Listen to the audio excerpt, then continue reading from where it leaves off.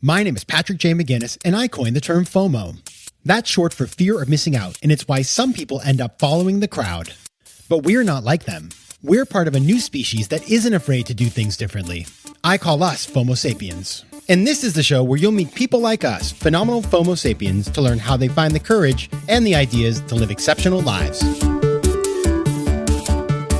FOMO. FOMO. Welcome back to FOMO Sapiens, the show for people who don't just follow the crowd, but instead take their own path to success in business and in life. I'm your host, Patrick J. McGinnis, venture capitalist by day, author and podcaster by night, and of course, FOMO Sapiens 24/7.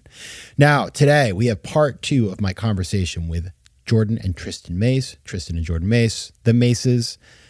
If you listened last week, then you know what we're talking about. If you didn't, hit the pause and go back and listen, because the story that they tell about Tristan's heart transplant at the age, well, in his early 30s, it's an incredible story.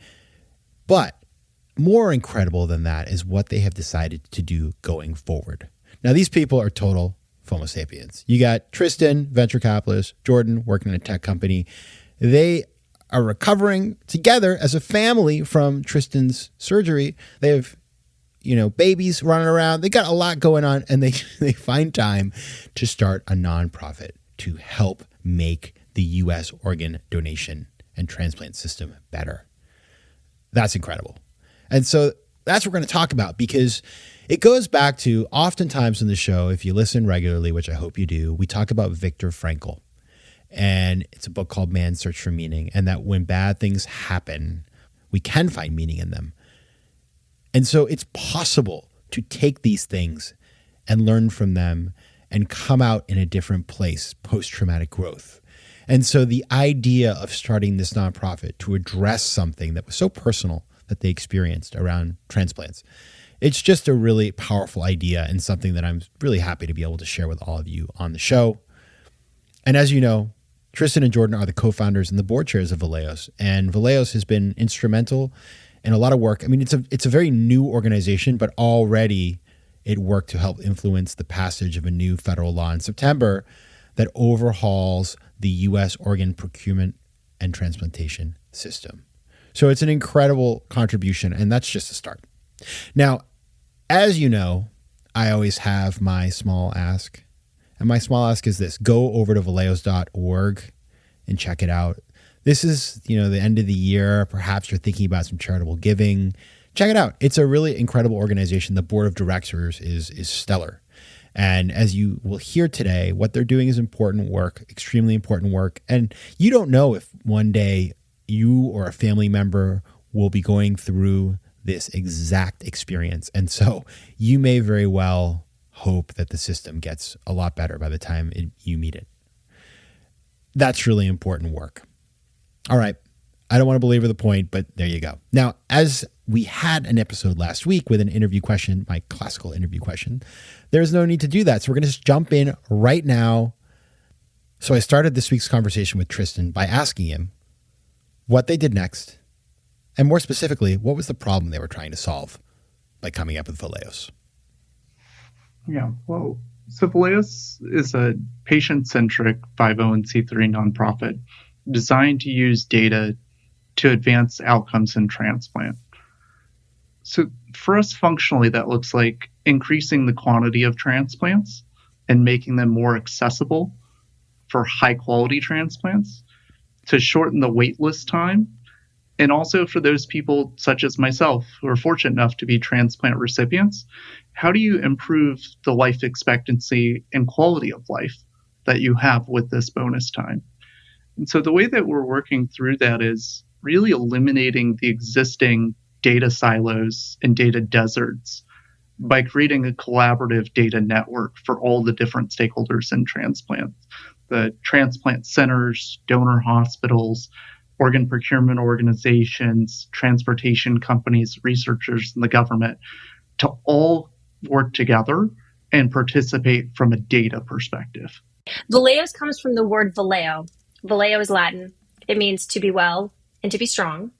It also means farewell, which is our best representation of both sides of the beautiful gift that is organ donation. But we added OS Because it's an operating system. We are both folks that are steeped heavily in tech, and we truly believe that today's technology can be solving tomorrow's organ donation problem. And right now, as we'll most likely get into, we're using yesterday's tech to try and solve today's problem. So Valeos, our main mission is to ensure that we are bringing together tech, data, and collaboration to truly change the way organ donation and the entire procurement and transplantation network can affect lives. How does it work? Like, let's get into some numbers here, because I think it's like, I have no idea. I should have looked this up. I should have asked Chat GPT or Pat GPT beforehand, but it probably been wrong anyway. But how many, let's talk about transplants. How many a year? How many hearts?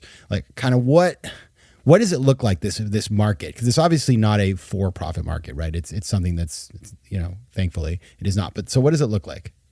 So there are about 100,000 people in the United States who are waiting on the organ transplant list right now.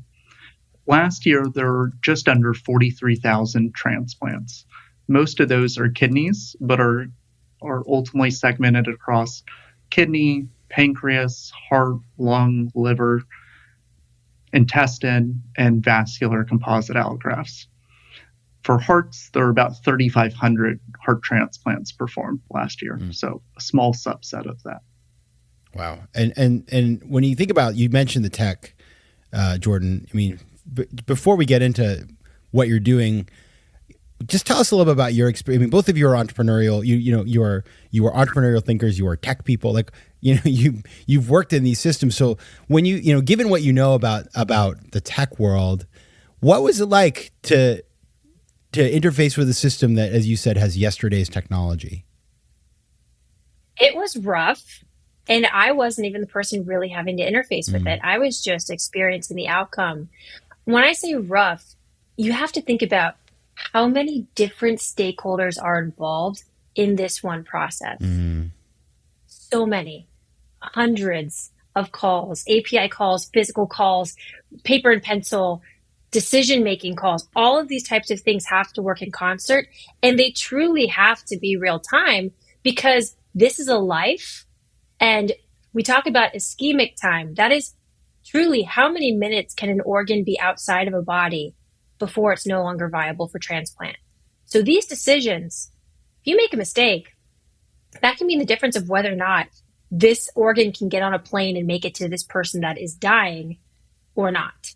And so knowing that there are systems in place to make these types of decisions for things that candidly don't matter, like a sweater or my food that I just ordered, knowing that we've been able to get it right for small stakes, we knew not only is it something that we must do, but we know it's possible. We just have to make sure that the right tech and the right people and the right ambition comes together, and that also all of these disparate health systems that don't necessarily have the opportunity to work together or have the opportunity to move quickly, that they're given permission to do so. And we're really excited to see that there's a lot of attention that's been brought to this space lately. We just happened to be invited to this community at the right time to be able to bring our expertise and our passion, because there is nobody that cares about organ donation nearly as much as Tristan and I, not only because we know what the experience is like, but because we know we can make it better. And if Tristan's going to meet our next baby, spoiler alert, for having another one, how cool, a bonus baby that would never have existed had this beautiful experience not happened. If Tristan's going to meet that child and get to grow up and watch them grow, there's a high likelihood Tristan might need a transplant. So we are very incentivized to help get this right.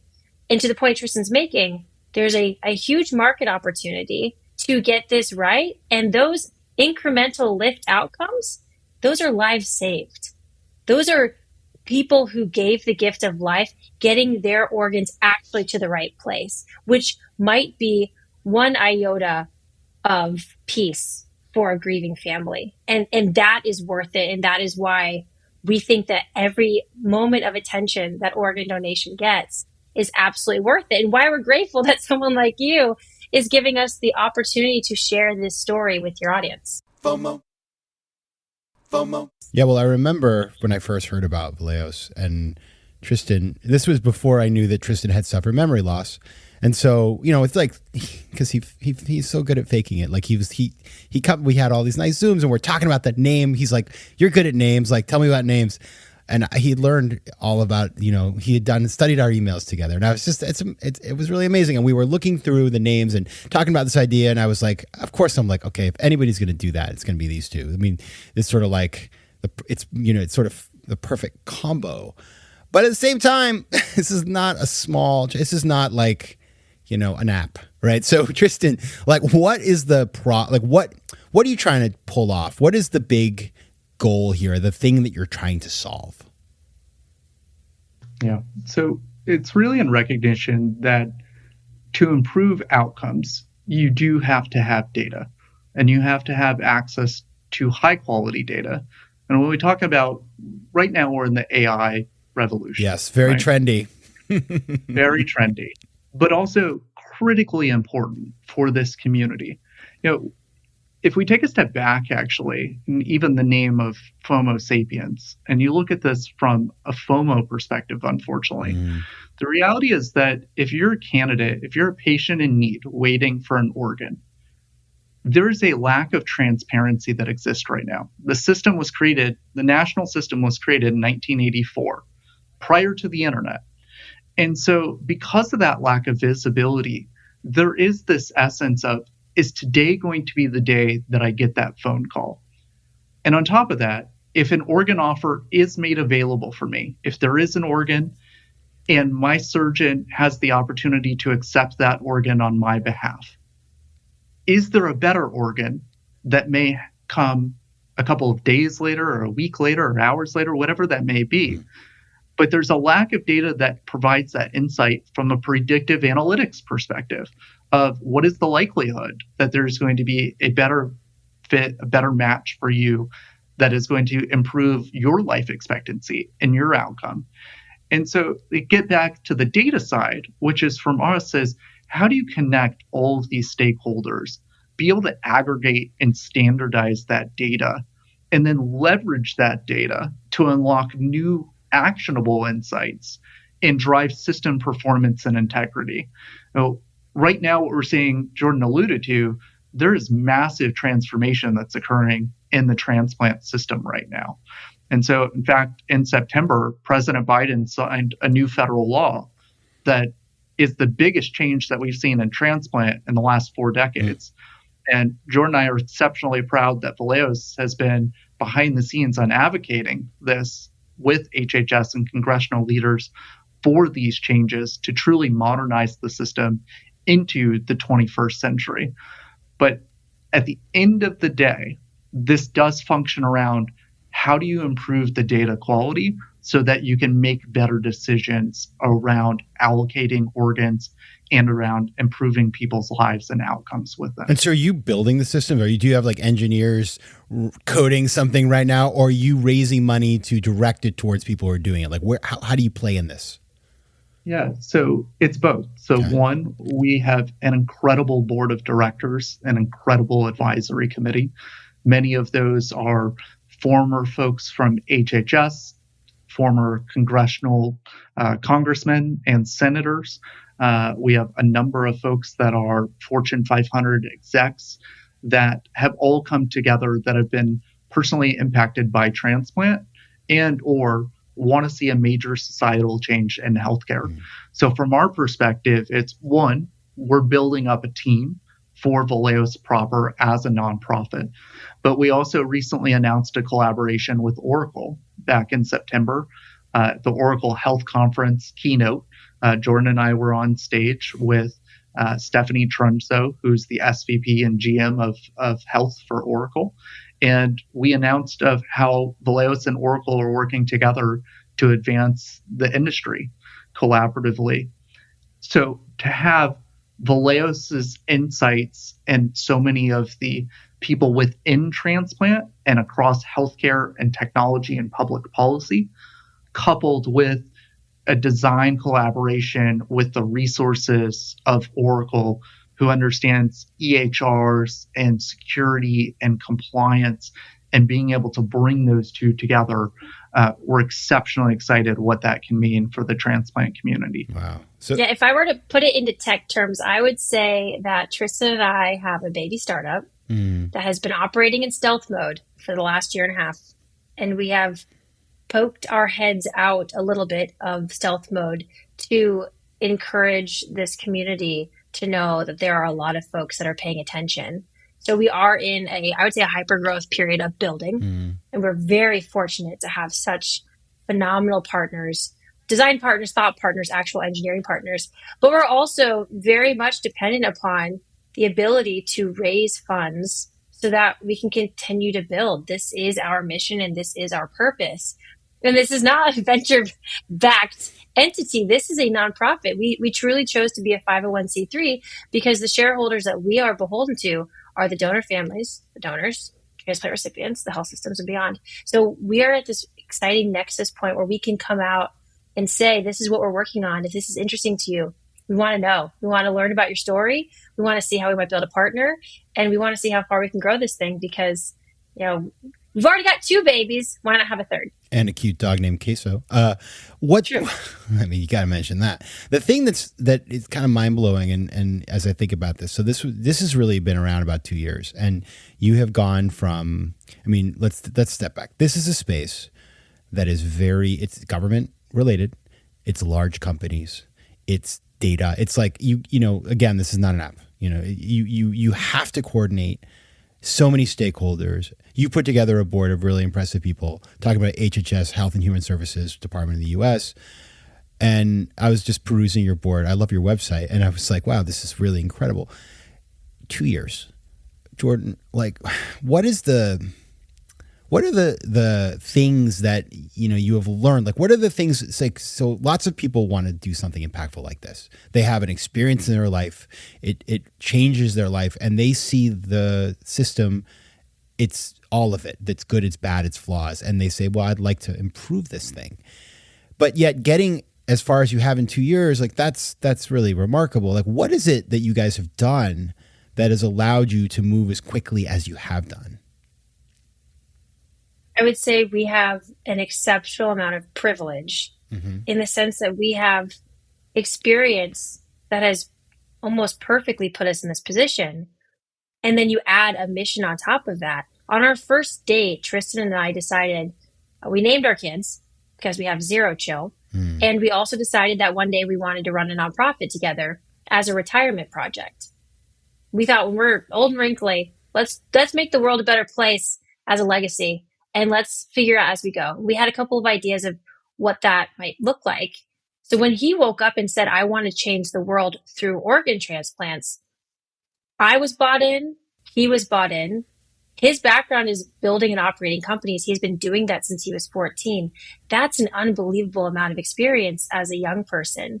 And the privilege that the network that we've built, the family support, the workplace support that let me work from his bedside every day for 3 months. All of that, when balled together, that gave us the opportunity and the space to say, is this something that will be good for our brains? Because this is our life.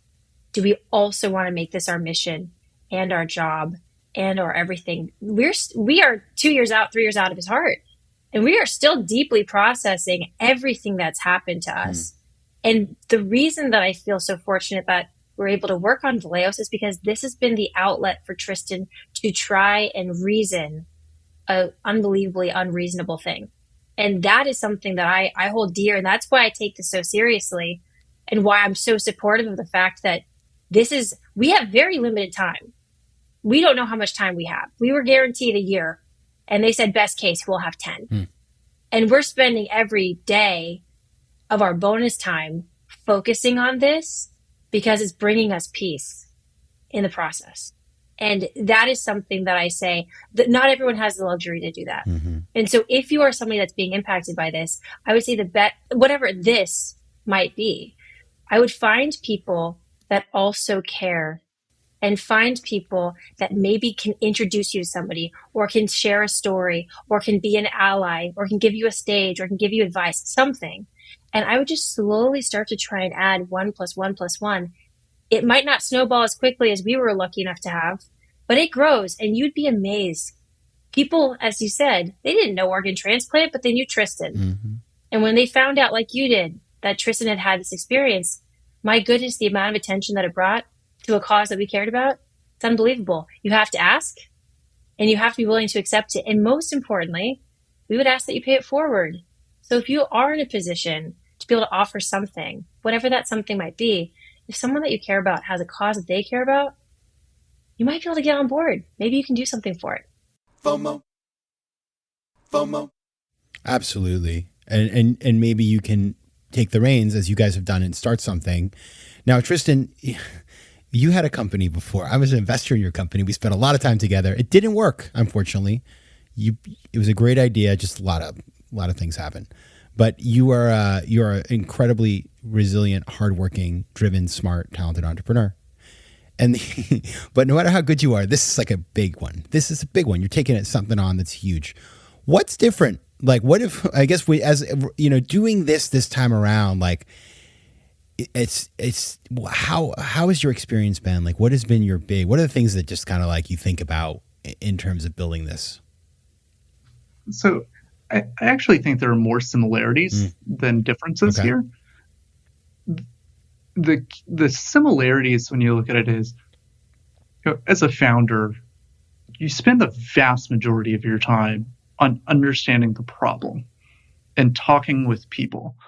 And I'd say with Valeos and my recovery, and this was my recovery was about 9 months of relearning how to speak and swallow and eat and move my fingers and sit and stand and walk and eventually run. In that 9 months, it gave us a lot of opportunity, though, to meet with different recipients, to meet with living donors, with donor families, to meet with transplant program directors and center directors across the country. And so we got to really understand the problem. And I think as an entrepreneur, that's core, really the foundation of building any entity, whether for-profit or nonprofit. And through that, it helped us define where are resources being funneled to in the transplant ecosystem, where are there gaps? And for us, that enabled us to set the vision and rally people and support and dollars and building the product that we're on this journey with. I think the primary difference with it, though, is the for-profit versus nonprofit side. So as an entrepreneur and now as a venture capitalist on the early stage side, when I think about early stage venture, people are investing in the potential of the team, of the opportunity, of the market. With nonprofits, I'd say people give based off of the success of those nonprofits. And so that's measured success that's defined over many years, if not decades. And for a nascent nonprofit to take on such an ambitious task of how do you fundamentally modernize a system that is legitimately life or death, I think that's just different. And so we've been fortunate for us to have the involvement by people who have been personally impacted by transplant and people who want to solve these major societal changes. But entrepreneurial-wise, it's still the same.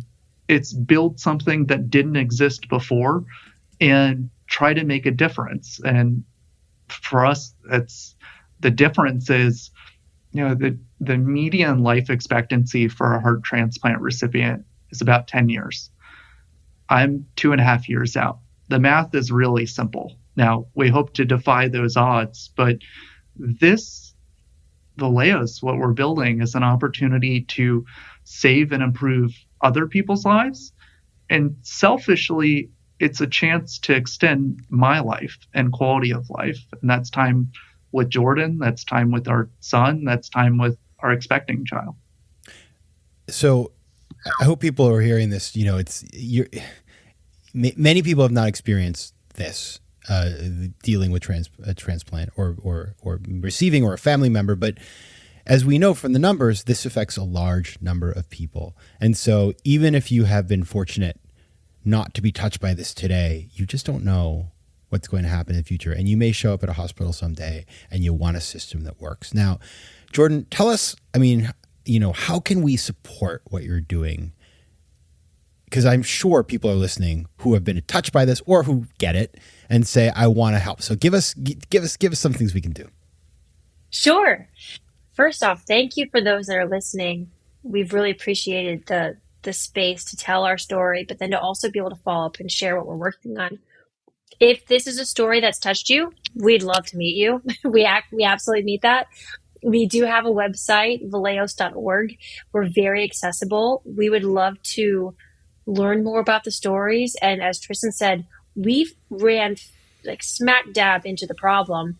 For us, we would like to know if there are other elements, other facets to the problem or to a potential solution. We'd like to know about that too. We are very fortunate that as entrepreneurs, this is a problem that a lot of people want to solve, and that is an absolute luxury. So if you have opinions, if you have ideas, if you've been working on something, or if you're doing something adjacent and you said this could potentially be interesting to them, we'd love to hear you.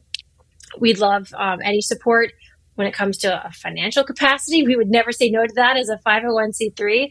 We know that philanthropic dollars, those are something that you have to really think about where you put. And so we would appreciate if this is interesting to you.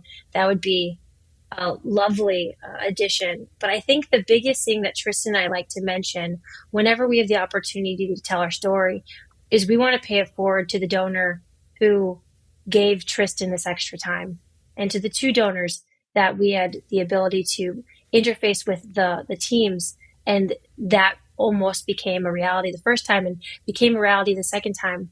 For us, the best gift that we could ask for anyone that's maybe never really thought about being an organ donor, we'd really encourage you to think about it. We'd love to have you maybe envision that this could be an outcome for a family in need. And that would be something that would be exceptionally meaningful to us if we were able to move the needle on bringing awareness to organ donation and why it's such a selfless gift. That would be something that we would walk away really proud of. Last word to you, Tristan. I think we'd be remiss not to recognize the countless number of people that were involved in my outcome. And Jordan mentioned very accurately, first and foremost, to my donor, but also in recognition that there's a system that exists today. And we all want that system to be better tomorrow. And that system has hundreds, if not thousands, of people who work on a daily basis to impact people's lives, to improve people's lives, and give the benefit of a bonus time. And that bonus time for people means various different things. For us, it means extra time together of meeting my first son and meeting our next child. For some, that may be a grandparent that gets to meet their grandson or granddaughter. For others, that may be a hug with their brother or sister that they otherwise wouldn't have had. And so it is so profoundly personal to us. And we know that it's also so profoundly personal to so many other people. All right, everybody. So you heard it. It's valeos.org. You can reach out there. You can reach out. You can donate. If you, for some reason, can't get through to them, you can reach me and I'll put you in touch. Let's connect at patrickmcginnis.com. All right. Tristan and Jordan Mace, co-founders of Valeos. Thank you so much for being here. Thanks, Patrick. Thank you so much. FOMO. If you like today's show, please be sure to rate it and recommend it to your friends. And as always, you can find me on Instagram at Patrick J. McGinnis, on Twitter at PJ McGinnis, and on the web at FOMOSapiens.com or PatrickMcGinnis.com, where you can get all kinds of free resources to live a more decisive and entrepreneurial life. FOMO Sapiens is recorded in New York City. Theme music is by Mike McGinnis, and editing and post-production is by Josh Elstrom. If you like today's show, please be sure to rate it and recommend it to your friends. And as always, you can find me at FOMOSapiens.com and at PatrickMcGinnis.com. To advertise on FOMO Sapiens, reach out to contact@FOMOSapiens.com. FOMO.